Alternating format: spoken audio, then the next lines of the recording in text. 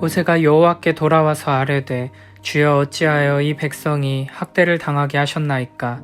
어찌하여 나를 보내셨나이까? 내가 바로에게 들어가서 주의 이름으로 말한 후로부터 그가 이 백성을 더 학대하며 주께서도 주의 백성을 구원하지 아니하시나이다.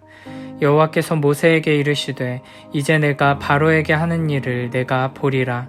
강한 손으로 말미암아 바로가 그들을 보내리라. 강한 손으로 말미암아 바로가 그들을 그의 땅에서 쫓아내리라. 하나님이 모세에게 말씀하여 이르시되 나는 여호와이니라. 내가 아브라함과 이삭과 야곱에게 전능의 하나님으로 나타났으나 나의 이름을 여호와로는 그들에게 알리지 아니하였고 가나안 땅 곧 그들이 거류하는 땅을 그들에게 주기로 그들과 언약하였더니 이제 애굽 사람이 종으로 삼은 이스라엘 자손의 신음소리를 내가 듣고 나의 언약을 기억하노라. 그러므로 이스라엘 자손에게 말하기를 나는 여호와라. 내가 애굽 사람의 무거운 짐 밑에서 너희를 빼내며 그들의 노역에서 너희를 건지며 편팔과 여러 큰 심판들로써 너희를 속량하여 너희를 내 백성으로 삼고 나는 너희의 하나님이 되리니 나는 애굽 사람의 무거운 짐 밑에서 너희를 빼낸 너희의 하나님 여호와인 줄 너희가 알지라. 내가 아브라함과 이삭과 야곱에게 주기로 맹세한 땅으로 너희를 인도하고 그 땅을 너희에게 주어 기업을 삼게 하리라. 나는 여호와라 하셨다 하라. 모세가 이와 같이 이스라엘 자손에게 전하나 그들이 마음의 상함과 가혹한 노역으로 말미암아 모세의 말을 듣지 아니하였더라. 여호와께서 모세에게 말씀하여 이르시되 들어가서 애굽 왕 바로에게 말하여 이스라엘 자손을 그 땅에서 내보내게 하라. 모세가 여호와 앞에서 아뢰어 이르되 이스라엘 자손도 내 말을 듣지 아니하였거든 바로가 어찌 들으리이까? 나는 입이 둔한 자니이다. 여호와께서 모세와 아론에게 말씀하사 그들로 이스라엘 자손과 애굽 왕 바로에게 명령을 전하고 이스라엘 자손을 애굽 땅에서 인도하여 내게 하시니라.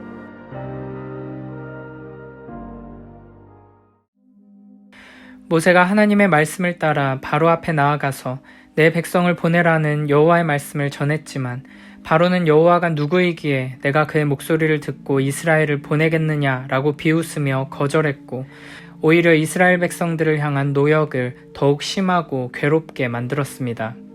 이에 모세는 여호와께 돌아와서 이렇게 아뢰입니다.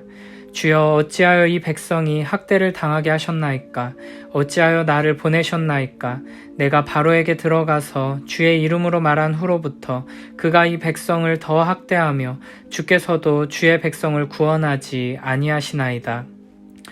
모세는 이미 하나님께서 말씀하셨으므로 바로가 거부할 것이라고는 예상했을 것입니다. 하지만 이렇게 더 안 좋은 상황이 될 것이라고는 생각하지 못했던 것 같습니다. 게다가 이스라엘 백성들에 의해 비난을 받게 되자 크게 낙심하게 됩니다.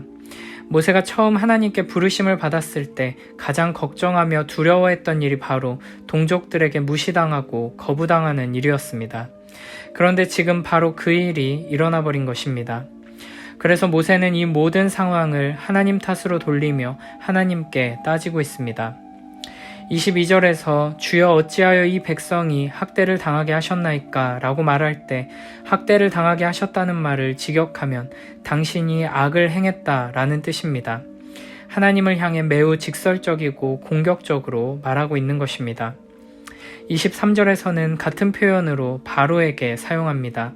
바로의 학대가 결국에는 하나님께로부터 온 것이라고 말하며 주께서 주의 백성을 전혀 구하지 않으신다고 항의하고 있는 것입니다. 그러나 이러한 모세의 모습에서도 긍정적인 면들이 발견됩니다. 우선 모세가 더 이상 이 사명에서 벗어나려고 핑계를 대거나 저항하지 않고 자신의 상처와 두려움으로 인해 하나님께 불평하지 않고 있다는 것입니다. 그는 이전과는 다르게 자신의 고통이 아니라 백성들의 고통 때문에 아파하며 하나님의 부름받은 선지자로서 하나님의 약속이 신실하게 이루어지지 않는 것에 대해 탄원하고 있습니다. 또한 앞서 15절에서 이스라엘 자손의 기록원들이 바로에게 호소한 것과 다르게 모세는 여호와께 돌아와 호소하고 있습니다. 상처 입고 실망해서 미디안으로 돌아가 버리거나 다른 누군가에게 가서 호소하는 것이 아니라 하나님께 나아가서 질문하고 따져 묻고 탄원한다는 것은 모세가 이제 참된 믿음의 자리로 더 가까이 다가왔다는 것을 보여주는 것입니다. 물론 모세는 지금 당장 눈에 보이는 결과 때문에 일희일비하며 흔들리지 말았어야 합니다. 하나님의 약속을 굳게 붙들고 하나님께서 주신 말씀 위에 굳게 서야 했습니다. 내가 이렇게 순종했는데 어떻게 하나님께서 아무런 일도 하지 않을 수 있나 이상하게 생각할 것이 아니라 우리의 시선 너머에서 여전히 신실하게 일하시는 하나님의 손길을 바라보는 믿음의 눈을 가졌어야 합니다. 그래서 6장 1절부터 하나님께서는 모세가 하나님이 어떤 분이신지를 기억하고 하나님을 바라볼 수 있도록 하기 위해 다시금 친절한 답변을 내려주십니다. 1절부터 5절에서는 이렇게 말씀하십니다. 내가 파라오에게 어떻게 하는지 이제 내가 보게 되리라. 내가 손을 쓰기만 하면 그 강한 힘에 눌려 파라오가 이 백성을 내보내리라. 그들을 이 나라에서 내보내지 않고는 견디지 못하리라. 나는 야훼다. 나는 아브라함과 이삭과 야곱에게 전능의 신으로 나를 드러낸 일은 있지만 야훼라는 이름으로 나를 알린 일은 없었다. 또 나는 그들이 유랑민으로 몸부쳐 살던 가나안 땅을 주기로 그들과 계약을 세웠다. 나는 이집트인들에게 혹사당하는 이스라엘 백성들의 신음소리를 듣고 내가 세운 계약을 생각하였다. 사실 하나님께서 지금 모세에게 주시는 이 말씀은 이미 이전에 하셨던 말씀의 반복입니다. 왜냐하면 지금 모세에게 필요한 것은 새로운 말씀이 아니라 이미 하나님께서 하셨던 말씀을 기억하고 되새기는 것이기 때문입니다. 모세가 하나님께 질문한 것에 대해 하나님께서는 이미 답을 주셨습니다. 모세가 낙심하고 모든 것을 하나님 탓으로 돌리며 항의하는 것은 모세가 하나님께서 주신 말씀을 제대로 기억하고 붙들지 않았기 때문입니다. 그래서 하나님께서는 이전에 하셨던 말씀을 반복하시고 이미 주셨던 약속을 다시 한번 확인시켜 주십니다. 우리가 살아가면서 하나님께 실망하거나 절망하고 탄식하며 불평하는 이유는 대부분 하나님께서 이미 우리에게 주신 말씀을 기억하지 못하고 있기 때문입니다. 그래서 하나님께서는 우리를 회복시키시고 위로하시기 위해 계속해서 말씀하시고 또 말씀하시는 것입니다. 그래서 매일매일 하나님의 말씀을 듣고 읽고 묵상하는 일이 중요한 것입니다. 우리가 하나님의 말씀을 자꾸만 잊어버리기 때문에 하나님께서는 계속해서 반복적으로 말씀하시고 또 말씀하시며 매일매일 하나님의 약속을 붙들고 기억할 수 있도록 은혜를 베풀어 주시는 것입니다. 3절에서 여호와께서는 내가 아브라함과 이삭과 야곱에게 전능의 하나님으로 나타났으나 나의 이름을 여호와로는 그들에게 알리지 않았다고 말씀하십니다. 이는 이스라엘의 조상들에게 여호와라는 이름의 진정한 의미를 구체적으로 드러내지는 않았고 언약을 따라 자기 백성을 구원하시는 주권자 하나님의 온전한 능력을 그들이 다 경험하지는 못했다는 의미입니다. 그러나 이제 모세와 이스라엘 그리고 바로와 애굽 온 땅은 여호와 하나님이 어떤 분이신지를 분명히 보고 경험하여 알게 될 것입니다. 이어서 6절부터 9절에서는 이스라엘 백성들에게 전할 말을 알려주십니다. 그러니 너는 이스라엘 백성에게 나의 말을 전하여라. 나는 야훼다.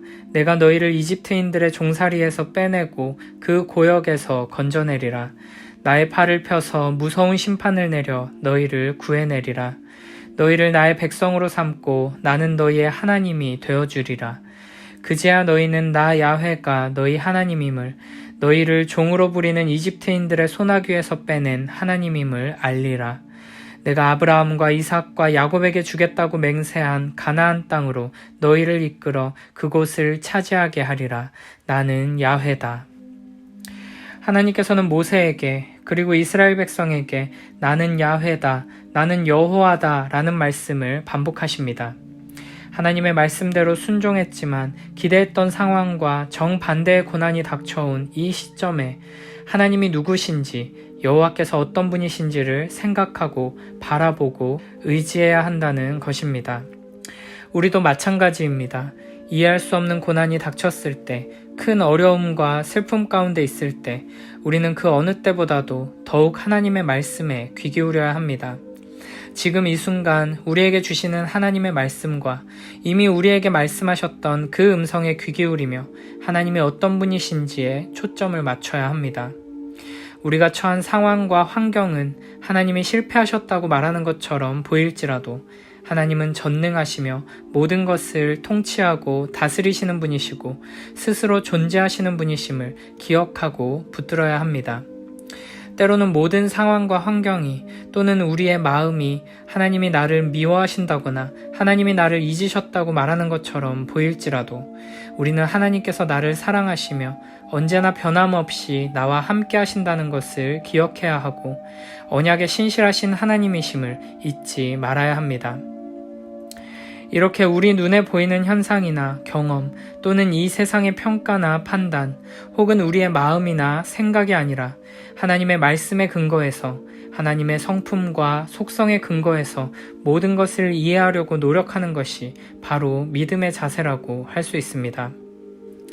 3절부터 7절 사이에서 하나님께서는 나는 여호와라는 말을 반복하시면서 동시에 내가 하리라는 말씀을 무려 7번이나 반복하십니다. 내가 백성을 건져낼 것이고 그 고역에서 건질 것이며 구속할 것이고 백성으로 삼을 것이고 그들의 하나님이 될 것이며 약속의 땅으로 인도할 것이고 그 땅을 기업으로 삼게 할 것이다. 우리는 어떤 상황 속에서도 하나님의 이 약속의 말씀을 기억하며 전능하시고 신실하신 하나님께서 우리를 사랑하셔서 이 놀라운 약속을 다 이루어 주실 것을 신뢰해야 합니다. 그러나 안타깝게도 이스라엘 백성들은 모세를 통해 주신 하나님의 말씀을 듣지 않습니다. 9절에 이렇게 말씀하십니다. 모세가 이와 같이 이스라엘 자손에게 전하나 그들이 마음의 상함과 가혹한 노역으로 말미암아 모세의 말을 듣지 아니하였더라. 이스라엘 백성들은 너무나 고통스러운 상황에 있었기 때문에 하나님의 말씀이 선포되어도 듣지 못하고 있습니다. 그러나 놀랍게도 하나님께서는 이런 상황 속에서도 모세에게 계속해서 똑같은 말씀을 주시면서 모세를 다시 보내십니다. 들어가서 애굽 왕 바로에게 말하여 이스라엘 자손을 그 땅에서 내보내게 하라. 그러자 12절에서 모세는 이렇게 하소연합니다. 이스라엘 자손도 내 말을 듣지 아니하였거든 바로가 어찌 들으리이까. 나는 입이 둔한 자니이다. 모세는 말주변이 없다는 변명을 다시 꺼내놓고 있습니다. 그런데 가만히 생각해보면 너무나 큰 고난과 어려움 속에서 하나님의 말씀을 듣지 못하는 이스라엘 백성의 처지도 이해가 가고 다시금 불안함과 의심 속에서 하나님의 부르심에 핑계를 대며 거부하고 있는 모세의 마음도 이해가 갑니다. 그런데 이런 상황 속에서 하나님의 처방전은 일관됩니다. 이미 주신 말씀을 또 반복해서 선언하십니다. 13절입니다. 여호와께서 모세와 아론에게 말씀하사 그들로 이스라엘 자손과 애굽 왕 바로에게 명령을 전하고 이스라엘 자손을 애굽 땅에서 인도하여 내게 하시니라. 아멘. 이렇게 큰 고난과 어려움 속에 있을 때, 그래서 하나님의 말씀을 들을 만한 마음의 여유가 조금도 없을 때, 그런 때에도 하나님께서는 계속해서 말씀하시고 또 말씀하십니다. 하나님의 말씀대로 순종했지만 실망하고 상처 입고 그래서 하나님께 다른 대책을 세워달라고 간구할 때 그때도 하나님께서는 이미 주신 약속을 다시 상기시키시며 이미 하신 말씀을 다시 반복하시고 계속해서 말씀하시고 또 말씀하십니다. 하나님께서는 내가 하겠다고 말씀하시지만 죄인들은 그 말씀조차도 듣지 않겠다며 거부합니다. 하나님께서는 내가 너를 통해 일하겠다고 말씀하시며 우리를 부르시지만 우리는 이런저런 핑계를 대며 하나님의 부르심을 거부합니다. 하지만 하나님께서는 포기하지 않으시고 말씀하시고 계속 말씀하십니다. 매일매일 우리의 귀에 하나님의 말씀이 들리도록 역사하십니다. 그리고 결국에는 하나님의 말씀으로 우리 안에 생명의 역사가 일어나도록 하십니다. 구원의 복음을 거부하는 우리의 심령 안에 하나님의 말씀으로 침투하셔서 먼저 우리의 영혼 안에서 영적인 전투를 벌이시는 것입니다. 그리고 우리 주님께서는 우리 안에서 결국에는 위대한 승리를 이루어내십니다. 우리는 하나님의 말씀에 귀 기울이게 되고 하나님의 말씀을 통해 하나님의 약속을 신뢰하게 되고 전능하신 여호와 하나님을 바라보며 의지하게 됩니다. 그리고 이렇게 말씀으로 채워진 하나님의 백성들을 통해 주님께서는 이 땅 가운데 하나님의 나라가 이루어지도록 하십니다. 이렇게 하나님께서는 먼저 우리를 이기시고 그 다음에 우리를 통해 이 세상을 이기게 하십니다. 전능하신 하나님께서 매일매일 우리에게 들려주시고 또 들려주시는 이 진리의 말씀을 통해 우리의 영혼 안에서 아름다운 구원의 역사가 이루어지고 우리의 삶 속에서 이 세상 속에서 하나님의 뜻이 온전히 이루어지게 되길 축복합니다. 주께서 우리를 통해 행하실 일을 기대하며 매일매일 더욱 부지런히 주님의 말씀에 귀 기울이고 순종하는 복된 우리 모두가 되길 축복합니다.